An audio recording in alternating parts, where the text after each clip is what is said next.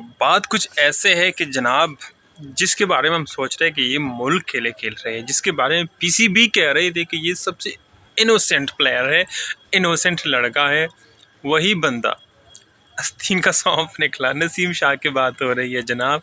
नसीम शाह ने पैसे की डिमांड की है पीसीबी से। किस तरह डिमांड की, इस पर मैं डिटेल से बात करने वाला हूँ।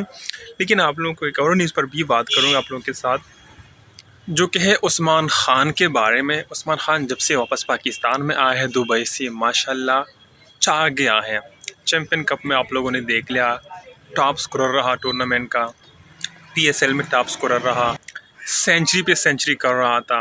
अब आया है वो प्रेसिडेंट कप में, माशाल्लाह यहाँ पर जनाब ने डबल सेंचुरी कर दी। ठीक है, तो कैसे कर दी उसने सबसे fastest double century Usman Khan ने, इस पर थोड़ी सी आप लोगों को बात करने वाला हूँ।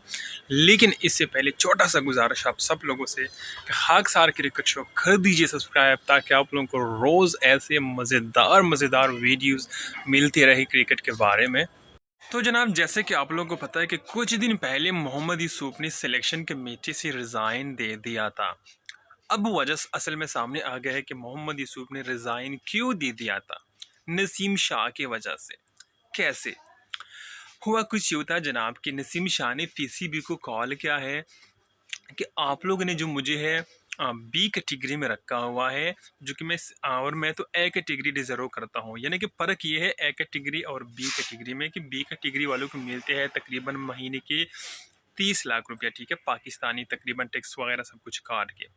और जो ए कैटेगरी है इनको मिलते हैं तकरीबन 44-45 लाख टैक्स वगैरह काट के। टोटल वैसे तकरीबन 60 लाख तक मिलते हैं, लेकिन टैक्स भी इनके पीछे तकरीबन यही कोई 15-14 लाख बनते हैं, तो 45 लाख इनकी बचत होती है ए कैटेगरी।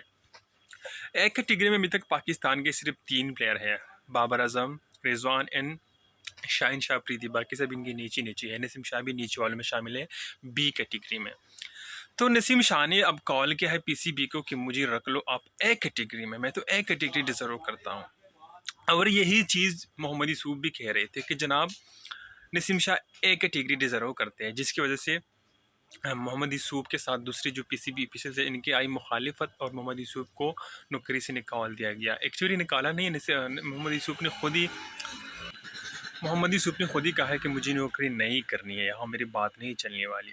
अब यहाँ पर जो हमारा टेस्ट कोच है, हेड कोच जेसन गिलेस्पी, उसने भी इस बात के साथ एग्री किया था नसीम शाह के बात के साथ कि नसीम शाह जैसा कह रहा है इसको ऐसा ही करने दो, इसके बाद मान लो इसमें आप लोगों का फ़ायदा है। ठीक है, लेकिन अब हकीकत क्या है, इस तरह होना चाहिए या नहीं होना चाहिए, इस पर मैं थोड़ी सी बात करूंगा, आप लोगों को बताऊंगा क्या नसीम शाह सच में 45 लाख मंथली डिजर्व करते हैं या नहीं।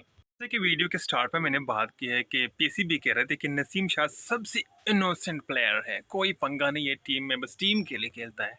लेकिन अब वजह समझ आई, अब वजह बिहाइंड द सीन्स पता चला, नसीम शाह भी दूसरे प्लेयरों की तरह ही है, कोई मिल के लिए नहीं खेलता, जस्ट पैसा पैसा बाबू, पैसे के लिए खेल रहा है बंदा। इस भाई को पहले तो काफ़ी बेहतर था, लेकिन अब कुछ दिनों से सारे लोग ये चीज़ नोटिस कर रहे हैं कि जो नसीम शाह है आपके, उनका भी अब माइंड पैसों की तरफ आ गया है। ना उनको अपने परफॉर्मेंस पे कोई ध्यान है, ना उनको अपने फिटनेस पे कोई ध्यान है। इसका पेट आप लोगों ने देखा हुआ, मेरे से ज़्यादा इनका नसीम शाह का पेट निकला हुआ है। टेस्ट मैच में हमने देखा, रिसेंटली चैंपियन कप में हमने देखा। तो भाई को ना अब अपने फिटनेस पे तवज्जो है, ना परफॉर्मेंस पे। ये भी दूसरे खिलाड़ियों के साथ इसके उठना बैठना शुरू हो गया, तो दूसरे खिलाड़ियों का असर उस पर हो गया है पूरी तौर पर। अब क्या हकीकत में नसीम शाह डिजर्व करते हैं? हकीकत यह है कि यहाँ इस वक्त जो पाकिस्तान क्रिकेट टीम की हाल है, एक दो प्लेयर को छोड़कर कोई भी इतने पैसे डिजर्व नहीं करती जितनी पीसीबी इनको दे रहे हैं। किसी को 45 लाख, किसी को 30 लाख दे रहे हैं, किसी को 25 लाख दे रहे हैं, बिल्कुल भी डिजर्व नहीं करते। क्योंकि पाकिस्तानी टीम के हाल आप लोग देख रहे हो, जितनी भी कमज़ोर टीमें हैं दुनिया के आजकल, पाकिस्तान इन सारी टीमों से हार रहे हैं। जिम्बाब्वे है, यूएस है, कनाडा, आयरलैंड, बांग्लादेश, बड़ी टीमों को तो छोड़ो, अब सारी टीमें पाकिस्तान के लिए समझ लो कि बड़े हो गए हैं, मैं ये कहना चाहता हूँ। तो इतने पैसे बड़े बड़े प्लेयरों को मिलते हैं, आप इन छोटी टीमों की तनख्वाहें देख ले। ये लोग पैसों के लिहाज से खुद को इंडिया से कंपेयर कर रहे हैं, तो इंडिया के प्लेयर की तरफ परफॉर्मेंस आप लोगों के हैं, ये भी देखना तो बनता है ना। ये पैसे के लिहाज से खुद को ऑस्ट्रेलिया और इंग्लैंड से कंपेयर कर रहे हैं कि इनको इतने सारे पैसे मिल रहे हैं, हमें नहीं मिल रही। तो भाई इसकी तरह परफॉर्मेंस आप लोगों के है, लेवल आप लोगों के है।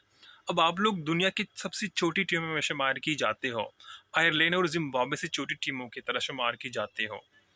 तो आप लोग इनकी भी सैलरीज देख लो, इनको 4-4 महीने तनख्वाह ही नहीं मिलती, तो आप लोगों को कैसे मिलेगी? शुक्र करो आप लोगों की इतनी पीसी भी दे रहा। मैं तो होता तो आप लोगों को 1 रुपया नहीं देता, बल्कि आप लोगों से उल्टा जुर्माना लेता कि आप लोग जिस तरह परफॉर्मेंस दे रहे हो। बल्कि अगर यहाँ पर कोई पीसीबी के हाई ऑफिशियल्स मेरी वीडियो देख रहे हैं तो मैं इनसे एक रिक्वेस्ट करूंगा, मेरे एक ओपिनियन है आप लोगों के लिए, आप लोग सुन लो। अगर आप लोगों को समझ आती है तो इस पर अमल कर लो, इंशाल्लाह आपके सारे प्लेयर फिर जब ये आप लोग एक फार्मूला है अप्लाई करोगे ना, तो आप लोग के सारे प्लेयर बहुत अच्छे फिर परफॉर्मेंस देंगे। कैसे?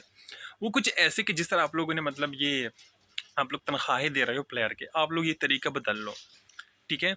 मतलब कि जो बैट्समैन है ना, उनके लिए उसके रन्स के हिसाब से आप लोग तनख्वाहें देना शुरू कर दो। मसलन अगर कोई खिलाड़ी 1 रन बनाता है तो इसके लिए आप 1,000 रुपया इस तरह तनख्वाह रख दो, ठीक है? 50 रन बनाते हैं तो 50,000 रुपये तनख्वाह, इस तरह आप लोग इनके लिए तनख्वाह रख दो, ठीक है?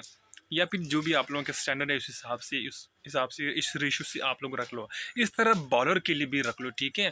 तो फिर ये लोग, क्योंकि ये लोग तो वैसे भी इंडिविजुअल परफॉर्मेंस पर तवज्जो दे रही है, टीम का तो इनको कोई फिक्र ही नहीं है। तो जिस तरह मैंने आप लोगों को फार्मूला दे दिया है, बैट्समैन को रन के हिसाब से पैसे मिलने चाहिए, बॉलर को विकेट के हिसाब से पैसे मिलने चाहिए, जो बॉलिंग के हिसाब से पैसे मिलने चाहिए। अगर इस तरह आप लोग करोगे तो फिर पता लग जाएगा कि कौन प्लेयर कितना कमा सकता है।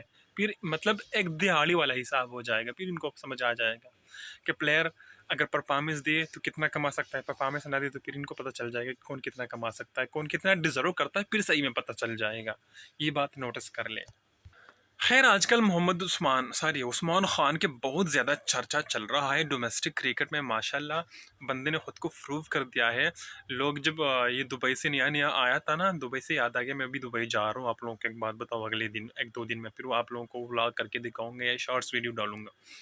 उस्मान खान यूएई छोड़ के आ गया पाकिस्तान क्रिकेट को, उसने ज्वाइन किया तो लोग इस पर मतलब ताने दे रहे थे कि उसने गलत किया, बंदा यहाँ पर नहीं चलेगा और अभी इसके कैरियर ख़राब हो जाएगा।